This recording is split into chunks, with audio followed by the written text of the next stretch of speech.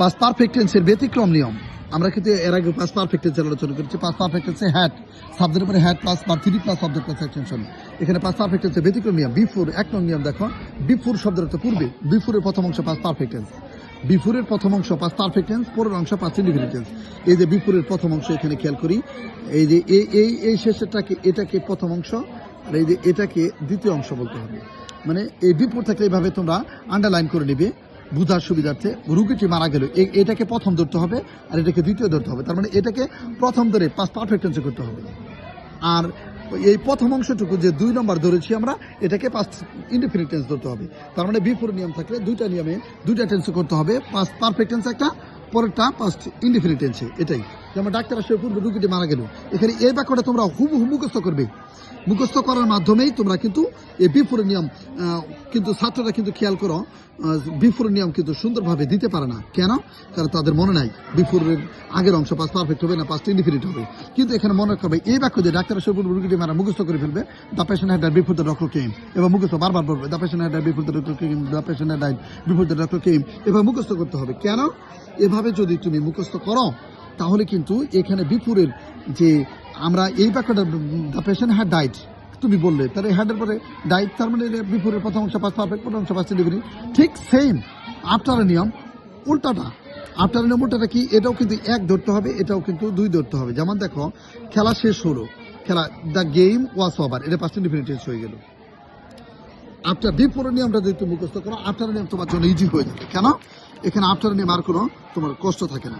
এখানে এই শেষেরটা আগে হলো the game was over, after মানে পর, সূর্য অস্ত যাওয়ার পর, দ্য সান হ্যাড সিট, হ্যাডের পর particular form had set, the sun had seat.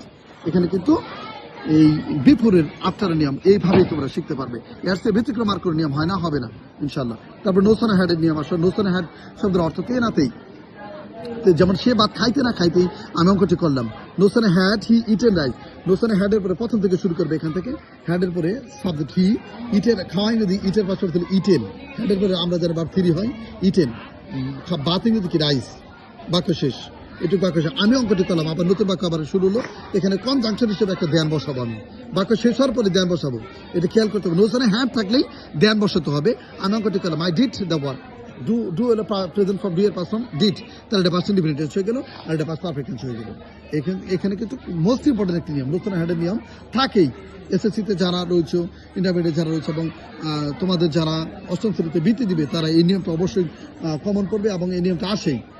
Hardly hard শব্দের অর্থ তেই, যেমন কুকুরটি ঘেউ ঘেউ করতেই চুটি পালিয়ে গেল, তেই যাইতে, সে যাইতে, বলতেই, সে অঙ্কটি করতেই আমি হ্যাঁ করলাম, আমি হ্যাঁ লইলাম। এইভাবে বাক্যতেই অর্থ প্রকাশ হলে হার্ডলি হ্যাড বসাতে হবে। কি বসাতে হবে? Hardly had.